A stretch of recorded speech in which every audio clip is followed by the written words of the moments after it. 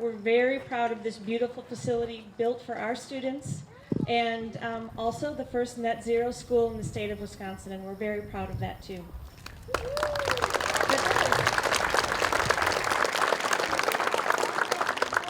The Oregon School District has had a long-standing commitment to, of course, being a leader in education, but also in being a leader in environmental responsibility.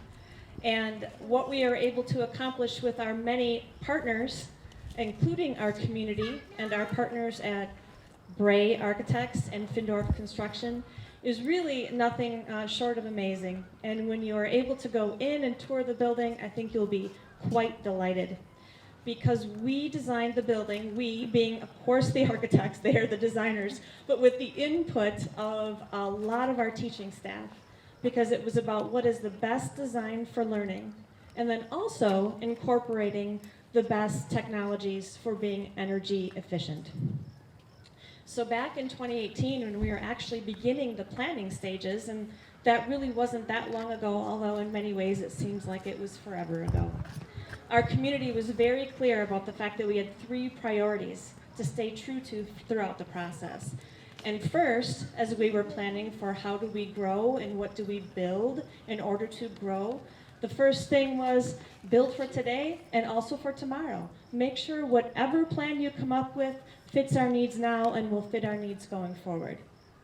The other thing the community told us was make sure your plan has adaptability and flexibility, because we know that things don't always go exactly as planned. I think we've all experienced that in the last year. And then finally, stay true to our values. This facility is really a testament to our community and the input of our community and the support of our community. So thank you all very much for that. I'd like to echo some of the words that Dr. Bergstrom talked about when she was just up here. An effort like this takes a tremendous amount of work. It takes a tremendous amount of cooperation, a tremendous amount of vision, and a tremendous amount of joint vision from our educators, from our administrators, from our parents, and from the communities that we serve. It takes a great deal of work. Everybody has heard the phrase, it's like herding cats. We serve almost 4,000 kids and their families in this district.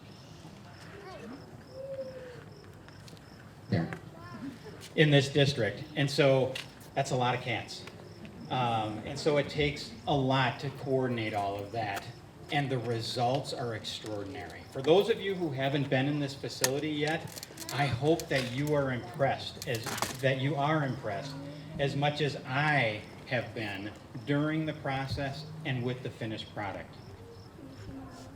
Dr. Bergstrom mentioned that this is a net zero building.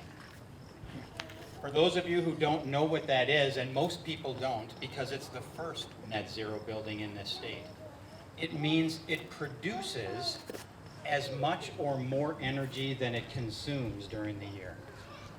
You'll see as you walk around the hundreds of solar panels on the roof. You won't see the nearly 100 wells that were drilled on this side of the building to take energy from the earth to help us heat and cool the building. And so as you walk around, make sure you take note of things you haven't seen in any other school, I assure you. This is an investment that'll pay dividends in so many ways. It's an investment in our environment, without question.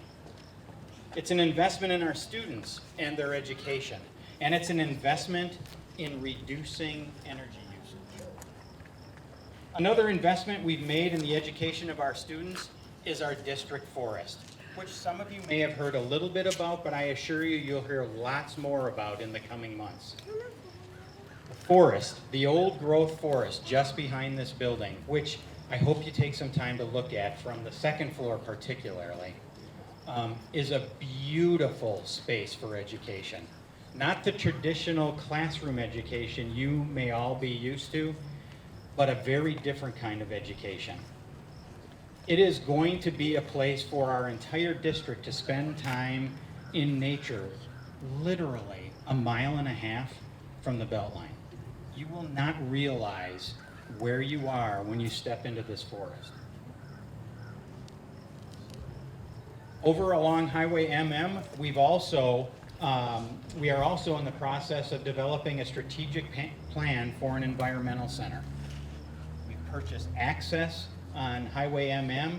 There's a beautiful building that will give us some great raw material to work from.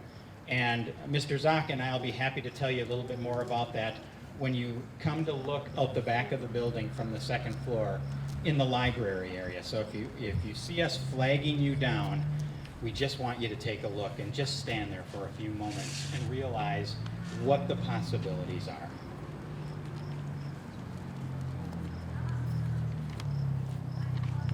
Not quite sure what the rest of this says, but I'll tell you what I have to say. I'm so thankful for all of you for not only being here, but for supporting this district the way you have.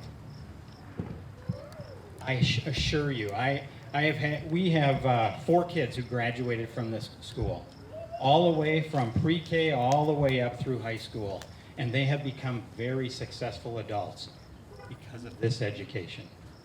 So I thank you so much for coming tonight. I thank you for the support that brought us to this day, and I'll turn it back over to Dr. Bergstrom.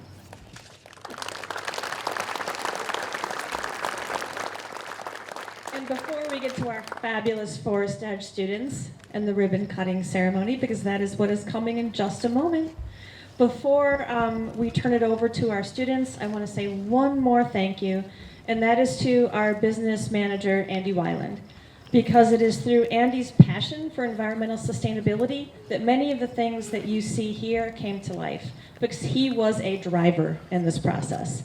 So thank you, Andy, for everything you did to ensure that our students have the experience of going to school and getting a really solid understanding of what it means to be environmentally responsible.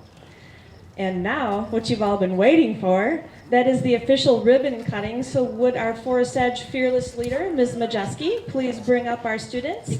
And while they're getting this unfurled, I'll have a few logistical announcements for you.